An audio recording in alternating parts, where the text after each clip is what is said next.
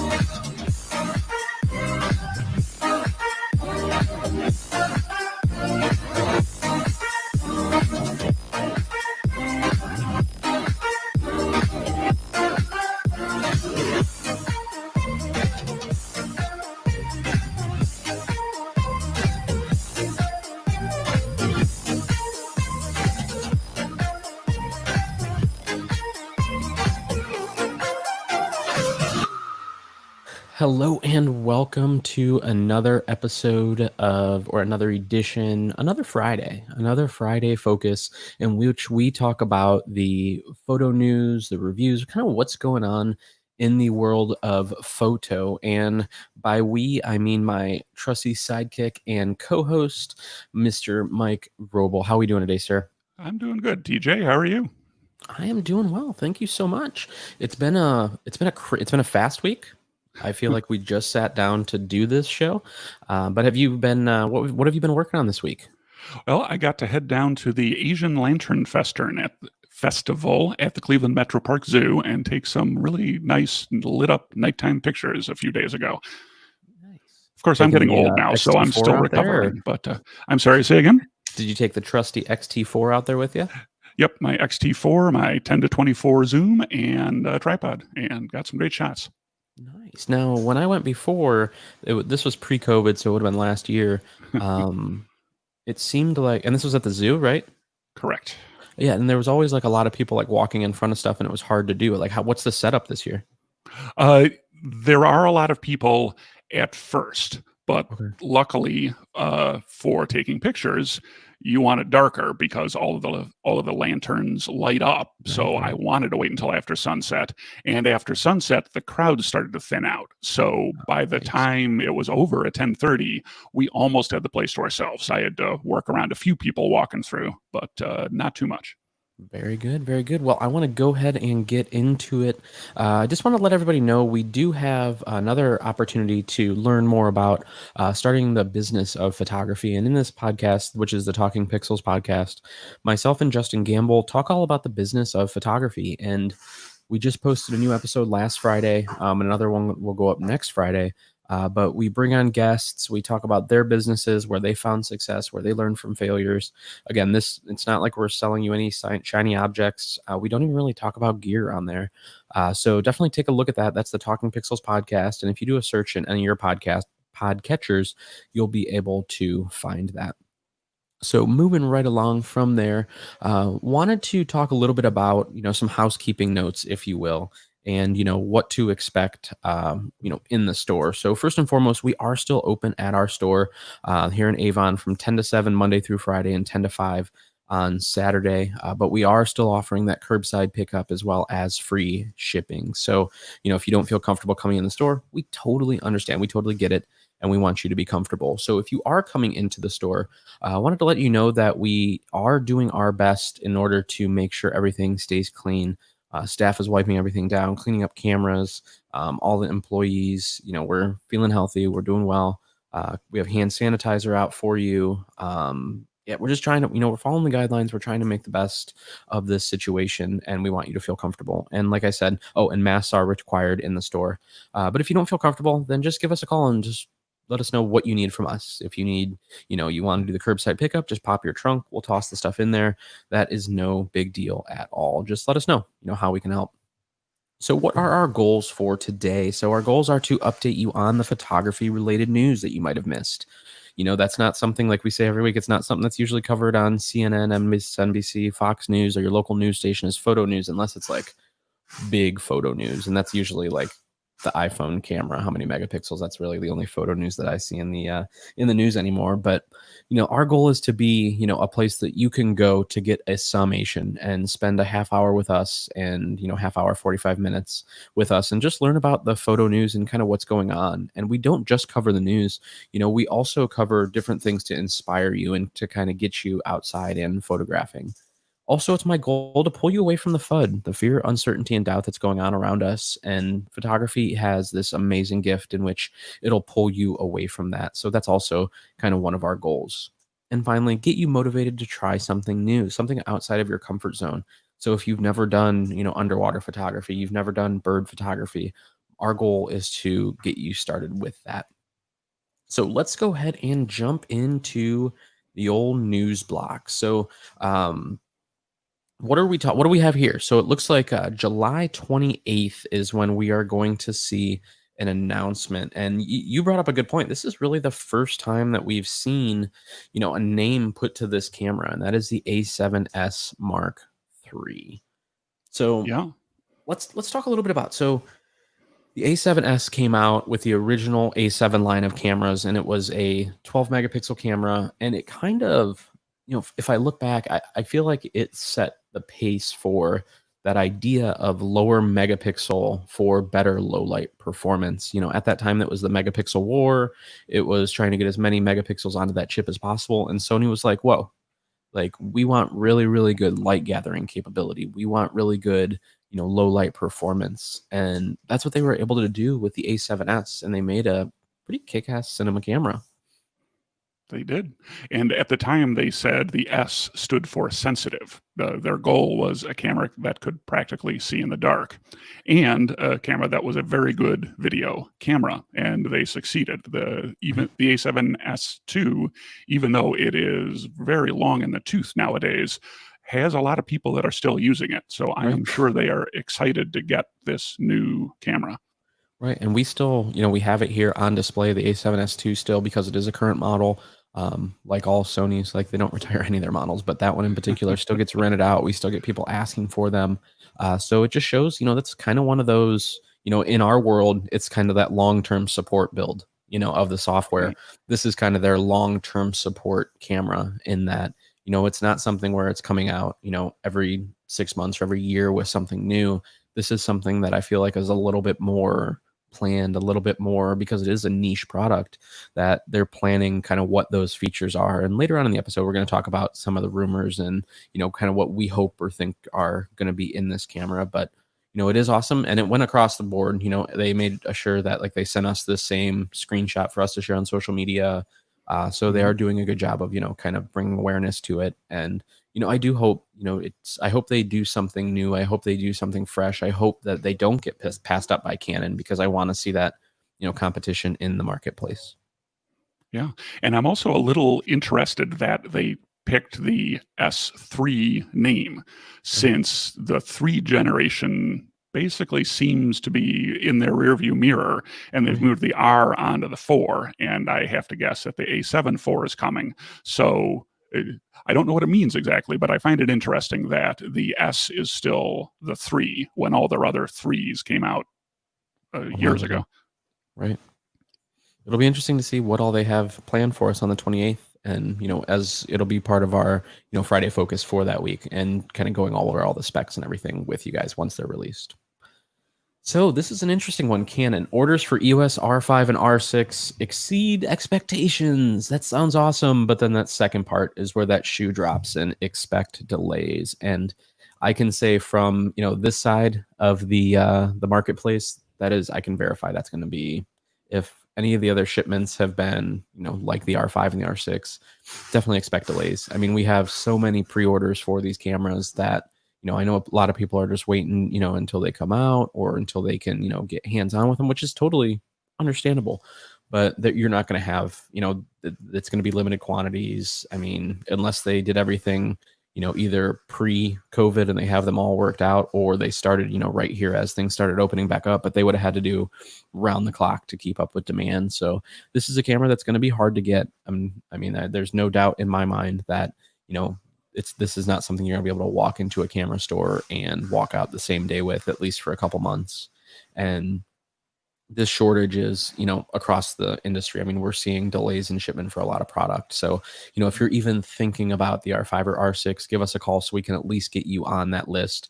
You don't have to pay for it all today. You just make a small down payment just so we can reserve your spot in line, because otherwise, that helps us too. We can go to Canon and say, hey, we have 50 people on the list, how many, and kind of go back, and it tells them, like, that helps them get numbers as far as production and stuff. So if you are even thinking about this camera, definitely want to reach out. Yeah. And I have some sympathy for people who are wanting reviews before they decide to plunk down what is a lot of money for most people, because Canon, their marketing has done a fantastic job of hyping this camera and making everybody want it. I mean, I want it, and I don't shoot Canon, but they also, for some reason, especially the R5, have not been letting the real reviewers review it yet. They've been saying it's pre-release. We don't want you putting out images or rolling shutter tests or any of the real detailed technical stuff yet. And they're 2 weeks away from shipping this camera. That I sure hope that their firmware is where it needs to be.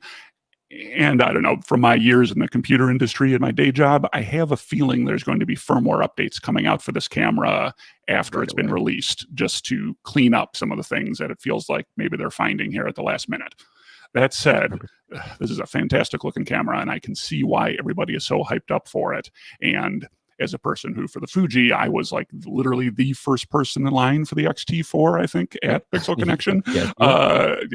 Getting your pre-order in now is probably a good idea if you want this camera. Absolutely. And also, with the sales of this camera, it's something that we haven't seen in a long time as far as like the number.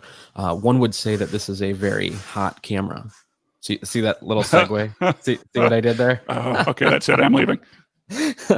And he's gone. So no. So there have been some concerns on the 5 and the 6, but tell us a little bit about that. So what have you seen kind of this week with Right. this? So I was earlier complaining they haven't given it to quote unquote real reviewers. It's all been Canon ambassadors and camera stores have done most of the stuff online for it. Even they have said 8K, it runs really hot. And part of that is just the nature of what they're trying to do. 8K is a lot of data, and the CPU in the camera, the processor, is working really hard to get that saved, or to shrink it down to 4K to get that saved if you're shooting in their high-res 4K mode. And the good news is that Canon is not hiding from this. They're not saying overheating. What overheating? They're getting out in front of it and saying, yes, we know that there are potential heat issues. Here is what it can and can't do. And they have a very detailed list available online of, if you're shooting in 8K, you've only got, checking my notes, you get 20 minutes before the camera's going to overheat. If you're shooting 4K 60p, you got about 35 minutes before the camera is going to overheat. If you're shooting 4K 30 and not in the ultra high down res from 8K mode, it's unlimited. So for most shooting, if you're shooting 24p, if you're shooting 30p and 4K, you can shoot unlimited. But they said they intentionally made this decision. They wanted a camera that was better weather sealed. They wanted it to be smaller, so hand holding was easier. And they had to make the trade-off between being able to vent the heat and making a smaller, lighter camera that was better weather sealed. And they chose those options intentionally. So it's good to see that they thought about this.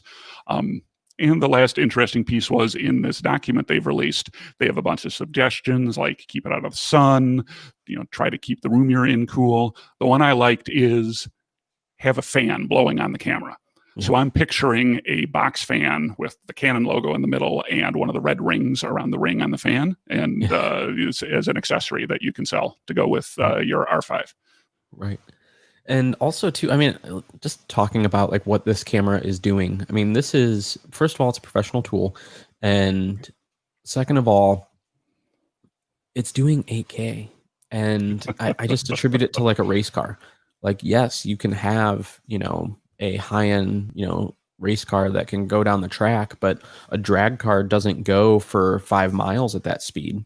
It only goes until it can't. I mean, and it's fine-tuned for that distance on a drag strip, just like these are specifically made tools. And this is, I mean, give them a break. Like, they're doing 8K at a super affordable price compared to high-end cinema cameras, and chances are like this is going to be the gateway for you. So let's say you get this camera and you start creating some amazing 8K content.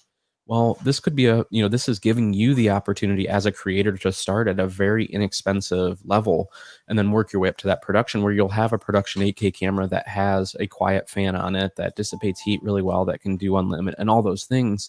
But this is kind of the entry level into that.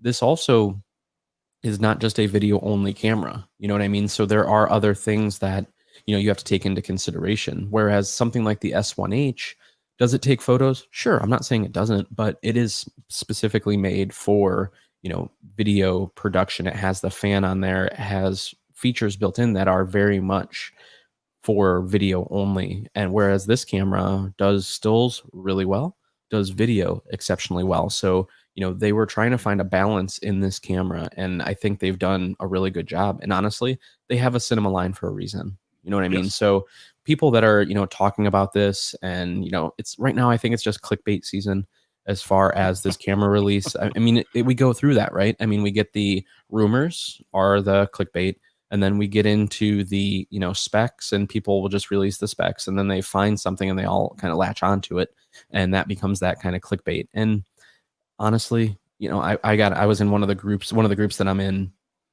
I was like, hey, let's give them a minute, and let's, the cameras that are out there, they're pre-production. Having worked for a manufacturer in the past, I know how pre-production cameras can be. I'm not saying that because they're pre-production and the manufactured ones, then when they come out, they're just going to work perfectly. I'm not saying that, but I'm saying just give them a minute. They could maybe do something with firmware. They can do things with, even if they got one more minute on there, they can go through and fine tune things. They can also change, make small changes before they go into final production. So I mean, there are things that can still happen, but even then, you're getting 20 minutes of 8K 30. I mean, that's pretty good. I mean, especially because a lot of the stuff is like shorter clips. So, and also, I mean, you're able to, there are other things that you can do. Like you said with the fan, with video, that's a little more difficult because you don't want that sound of the fan on there. Yep. But you just have to, be aware that you're probably not going to be shooting a lot of 8K weddings outside this summer, and just be okay with it and give them a chance to, figure out the best way to handle heat and as technology progresses. But I don't think that's a reason not to get this camera at all. I feel like this is a very small niche audience that this issue, quote unquote issue, is pertaining to. Yeah, and overheating is just the nature of shooting that much data. My beloved XT4 that I am filming on right now also has some 4K overheating issues if you leave it running for a very long time. As I found out the first time we were doing this podcast, where it overheated about halfway through, and I had to turn it off for a couple minutes to get it to cool down enough. But again, same trade-offs. Fuji packed a whole bunch of stuff into a very small body. You need somewhere for the heat to go. It's not there. Overheating is the nature of electronics. So Especially with weather sealing. right. And I, again, like you were saying a minute ago, I agree. I think Canon intentionally made this trade-off, and I think they made the right choice in making this trade-off for this camera. Absolutely. So moving on, the Panasonic, they announced a few minor firmware updates, which these are interesting, and I want to get to that in a minute. But they also released a Mac OS version for the tethering software that doesn't have like the heads-up display stuff on it. So now you can bring it into something like OBS or Open Broadcaster or StreamYard or whatever tool that you use. You'll be able to use that as a source then. So it's not like the direct webcam where you can, like, if with the Fuji and the Canon, it just shows up as a webcam in the software. This is meant to, show up on the screen, and then you would drag your little screen capture icon, or in like StreamYard, just share that screen to the actual broadcast. So, props to Panasonic for, giving that to Mac users. It's a step.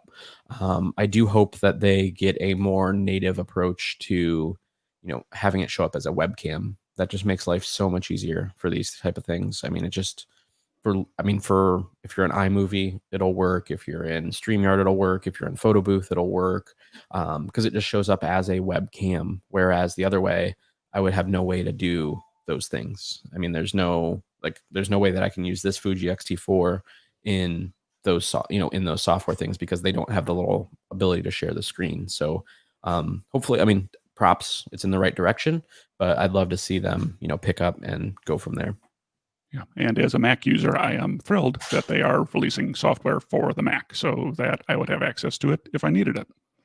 Absolutely. And then so the announces minor firmware updates for the 6 cameras, and it really just looked like those cameras were for the new vlogging handle that came out with the G100.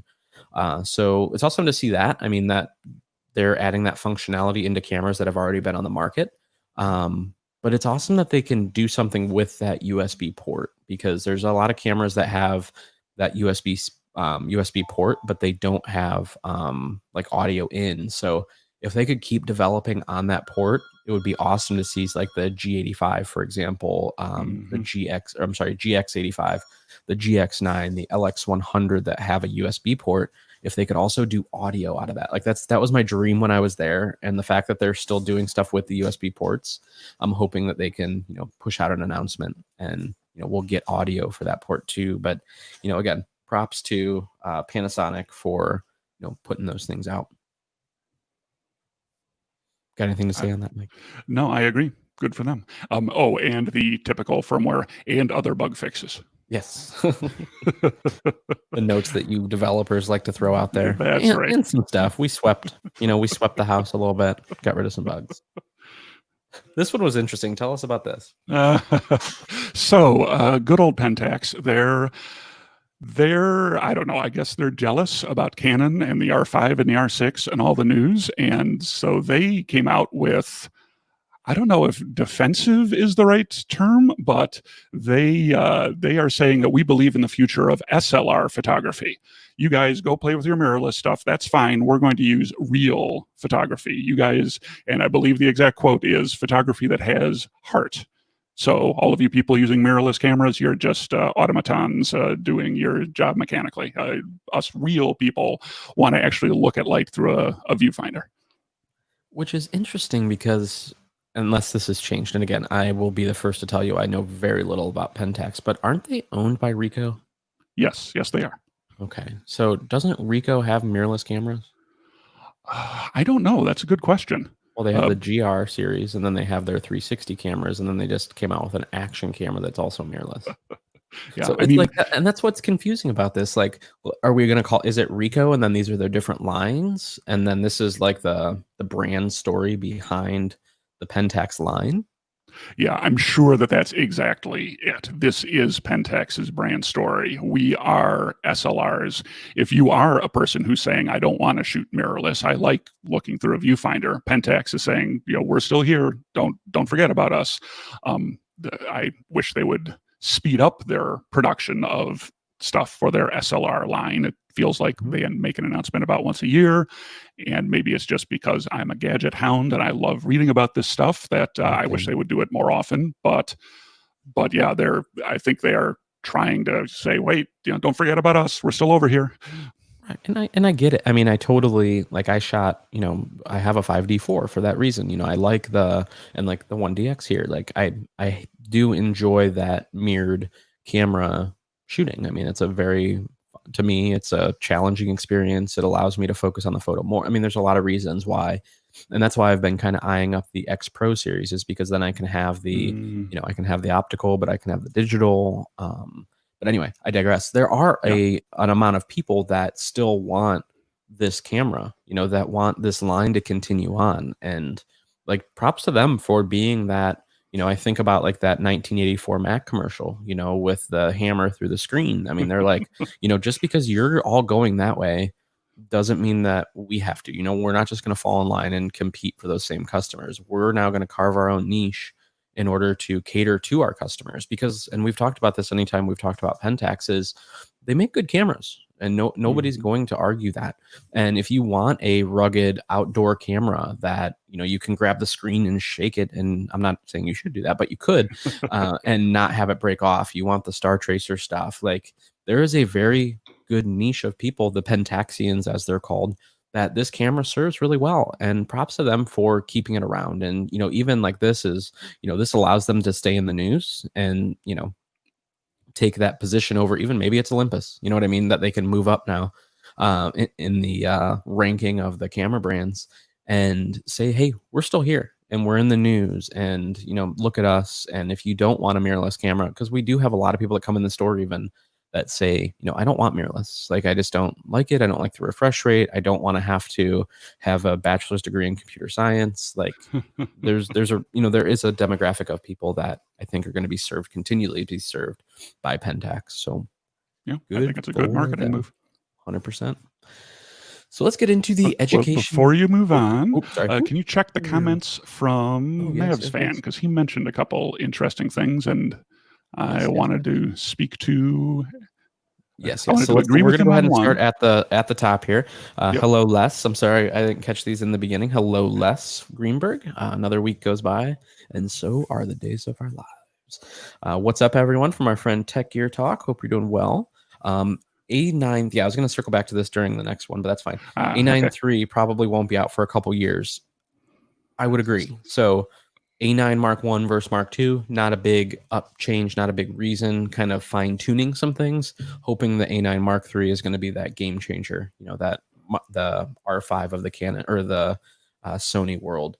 And then, I want to disagree. oh, you do. I do. I think it feels like the 3 follows the R. I'm sorry, just the A7 follows the A7R by about a year. The A7R4 came out about a year ago, and I think the R5 and especially the R6 are going to put some pressure on Sony. That A7 III is a phenomenal camera, and it really was years ahead of its time. Everybody else is starting to catch up. It feels like Sony. It's about time for Sony to say, "Oh yeah, well, try to match this and push out a new version." So if I had to guess, I would guess next spring, maybe. I mean, in the era of coronavirus, who knows? Yeah, for the A7 IV. Yeah, so I'm talking the A9 Mark III. Okay. I think the A9 Mark III is going to be their answer to that high, because this is speaking to a sports and wedding photographer, is the R5, the 5D R5. And so the A9 that has the network port, that has all the things that sports photographers want, I think that it's going to be an answer to that, to kind of dethrone them at that super high end, almost like the 1D line. You know what I mean? Where, because Canon really doesn't have a 1D level mirrorless camera right now. And that's really what the A9 competes against. They're competing against the 1D line. So I think that, now that the hype with the R5 and the R6, I think that we're going to see an A9 Mark III once either Canon announces they're going to do a, R1, if you will, or whatever they're going to call it. I think that's when we're going to see that A9 Mark III, where right now there's no reason for them to update it. They just put the A9 Mark II out. But you were going on a path. So yeah, I was misreading the comments and going about the A7, not the A9. And sorry about that, Mavs fan. I think you're probably right about the A9 Mark III not being out for a couple of years. But I think the 4 is coming, and sooner rather than later. Yeah, I think it'll be, and traditionally, like I remember, like when I was at WPPI, that's when the A7 Mark III and I think the Mark II were announced, were during that camera show in Japan, which actually lines up with WPPI. So the spring timeframe, like January, February, March. Yep. Yeah, is where I would expect the A7 IV. Now with COVID, that might get pushed back. But. Yeah. So the problem that I have with pre-production at this point is the camera is going to be on the shelf in 2 weeks. They can't produce, pack, and ship in 14 days. They have final version cameras. Absolutely. And that's what's really weird about this, that, they're not getting those final version cameras out to shooters or reviewers or, even stores, for example, to, get hands-on with it. So, it's a very interesting launch in that Canon did really well with the marketing side. But then, why aren't we seeing these cameras? Why aren't they getting reviewed? Why aren't customers and consumers getting answers to their questions? I made the A7 and then the A9 III. When one of you said you were surprised the A7S would be called the 3, just pointing out the current A9 was Mark II. Absolutely, they're not. In the past they were just boom, boom, boom, boom, boom, boom, boom, boom, but there was never this boom. So this is the current boom, which is the A7S III. And so they're not trying to do this generationally as far as the whole group. It's individual generations for that camera. Right. And I obviously got the 9 and the 7 crossed up in my head. So I apologize, Mavs fan. You were right, and I was headed down the wrong path. It's all good. So education and tutorials block. Wow, these photos are awesome. Oh, yes. This just about made my day when these came out, because I used to be a bird watcher. Then I had kids and couldn't get up and go to the park every morning and wander around with binoculars. So I always love good bird photography, and I try to get out and do some when I can. But the photos in this article by Audubon magazine are just phenomenal. The National Audubon Society. That's it. Yep. And I I would highly recommend, clicking on the link through and going to their page and seeing all of these because they're spectacular. Yeah, that one with the one that you put up here was by far one of my favorites. Just to be able to, I mean, get in that close and see it piercing through there, that is just awesome. And another thing that I thought was really cool about this contest that they put up was the amount of youth that were also recognized in this. It wasn't just, adults that were in this. The kids had some amazing work too, the honorable mentions, the winners. So I definitely, if you're looking for that inspiration, definitely take a look at that link. And we do email this out every Friday around 6 o'clock. So if you do want that, just reach out to us, social@thepixelconnection.com, and we'll make sure that you have all the slides. But yeah, just some great inspirational work. And the cool thing too, they had some underwater ones that were pretty neat. So a little bit of birding inspiration. So this one was cool. So I'll let you kick this off, and then I'll just kind of talk on my experience as well. Right. So this video by Zach Arias was talking about how the most important piece of photography equipment he has, other than his camera itself, obviously, is the little Fuji Instax printer that he brings with him. He says it has opened so many doors for him, and he tells a couple stories. The one I'll share is he was at, it might have been WPPI, or I think it's whatever the big photo show in New York in the fall is. But that detail doesn't matter. He goes to a bar afterwards with his camera on him, like he always has, and the bartender has a really cool look. So he asks the bartender, "Hey, can I take your picture?" And the guy's kind of like, "Well, yeah, okay." And so he takes a picture, and then he pulls out his little Instax printer and prints out a picture of what he just took of the bartender and hands it to him and says, "Here you go. Thanks for letting me take the picture." And all of a sudden, the bartender's eyes light up, and he's the guy's friend, and the bartender's calling people over, people he works with, the regulars. And he says he spent the evening, taking people's picture, talking with them. And he knows he stumbled into the hotel at about 3 a.m. and he knows he didn't pay for a single drink at the whole time he was at the bar. And he just remembers having a fantastic time. And he says, as an introvert like me, this is a good way to help break the ice. Being able to hand someone a physical copy of a picture is so rare nowadays, and it really helps you out. Absolutely. And the photo on the left is where I actually did this at a wedding. It was actually the day before we left for our, it was actually almost a year ago because we left for Europe. And I knew I wasn't going to get to the photos for a while. So I brought my Instax printer with me. And just during dinner, I quietly in the corner went through and found some images, transferred them. In this case, because I was shooting Panasonic, can't transfer them to my phone. Did a couple quick edits, nothing crazy, but I printed off all these photos that you see here, and I just put them out on a table, and I just put them out there so for people to see. And just the buzz that got for me at the wedding, but also just they were so excited to see these physical prints, and they got to take them home with them. I mean, it was just an awesome experience, and it's so unexpected when you hand someone a photo. And on the trip later on that year, I was in Florida, Disney, and that year I had bought all my nieces and nephews. There was 4 of them that I bought. I bought them the Instax Square cameras, and they were taking photos. And then my sister got a digital copy, and they got the physical printed copy. But I also brought my Square printer along with me, and any photos that I took with my camera, I was printing off as part of the experience, the vacation experience.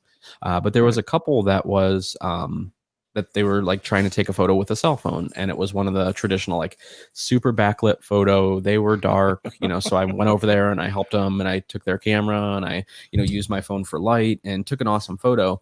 And then, I said, "Hey, let me send you this photo." And so I sent them a digital copy, but then I ran back and did a printed copy, and I handed it to them, and they were like blown away by it. Like, not only did this stranger see that they were struggling, but then they were handed, a physical print, and they were just blown away by it. So I can definitely see how this is an open, a great way to break the ice, to, add a little something on for your customers. Or for me, like for Mother's Day, I printed off, I went into my Google Photos and printed off a couple pictures of my mom and I, and I just stuffed them in the card. So, that Instax Square can do so much. Like, I use the Square. I mean, whatever Instax you choose, but Now, do they directly? So again, hi, new Fuji guy here. Do they directly connect to the cameras as well? Yes, if you have pretty much any modern Fuji camera, there is a screen buried in the menus that lets you give it the serial number for the printer, and then you can, if you can play, if you have a JPEG, can't be RAW only. You have to have a JPEG. But if you do, in the playback menu, you can go to a sub menu from there on any picture you want and send it straight to the printer. And it'll draw a little square box for the square or the rectangle for the rectangular one over what you're printing.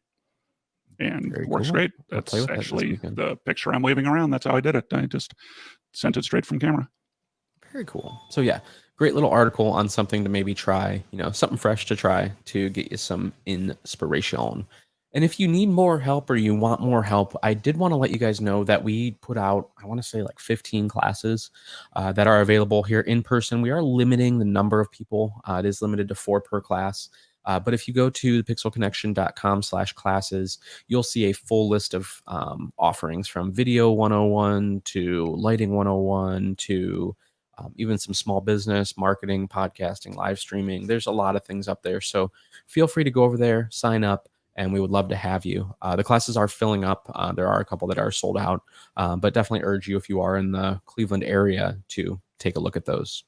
Also, if you're looking for any of our past episodes, you can go to our YouTube channel, which is youtube.com/thepixelconnection, and we have all of the previous live streams that we've done for these lunch and learns.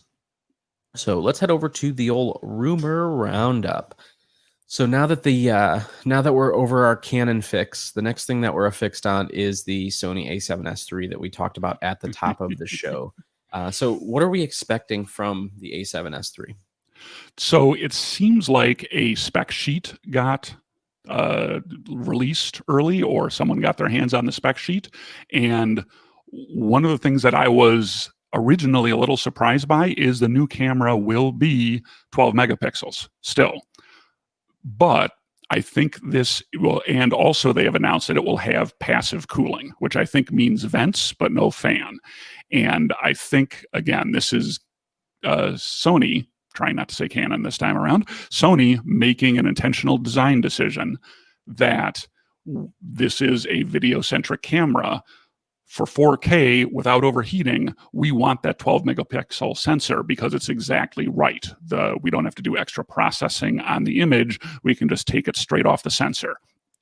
It also sounds like this is a variant on the A9 II sensor. So it has a much faster readout than the older sensor. So there should be less of the jello effect. If you're moving the camera back and forth, or if there's fast motion, you get, I'm forgetting the name off the top of my head, but because the sensor is scanning from the top to the bottom, if something's moving really fast, by the time you get from the top to the bottom, the image will be just slightly slanted. So if you wiggle the camera back and forth, say again? I'm sorry, you got the name? Yes, rolling shutter. That's the phrase that I am forgetting in the heat of the moment. And the faster readout should help that.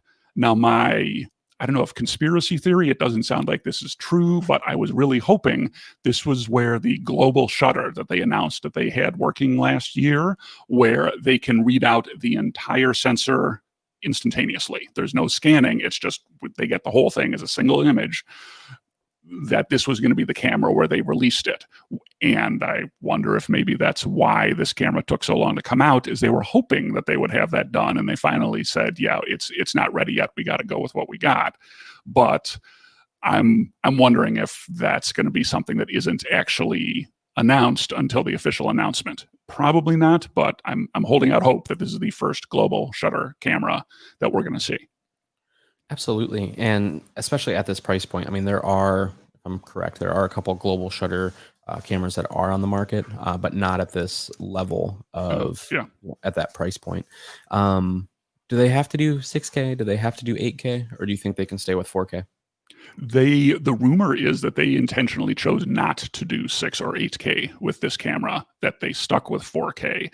And I don't think they can, because I think 6K and especially 8K is larger than 12 megapixels. Yeah. Absolutely. So I don't think this sensor can handle it. And I think, again, trade-offs like we were discussing with Canon earlier, I think they're trading off 8K for it never overheats. As long as you've got memory in your memory card, you can keep rolling.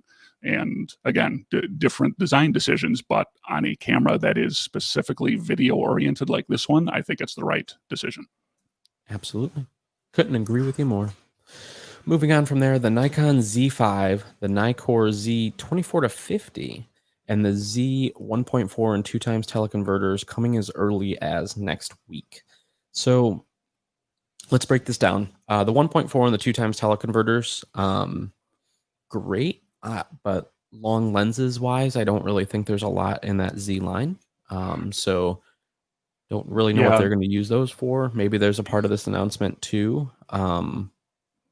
Yeah, they just released the 70 to 200, which I know people use teleconverters on those sometimes, but the 200 to 600, which feels like a more general low-end wildlife lens, it's on their roadmap, but the roadmap says by the end of 2021. So when is that coming? Maybe it's coming soon, but I have a feeling that these teleconverters were supposed to go with some long glass for the Tokyo Olympics. And for virus reasons, there is no Tokyo Olympics this year. So I wonder if the, say, 300 f2.8 or the 600 f4 got pushed out.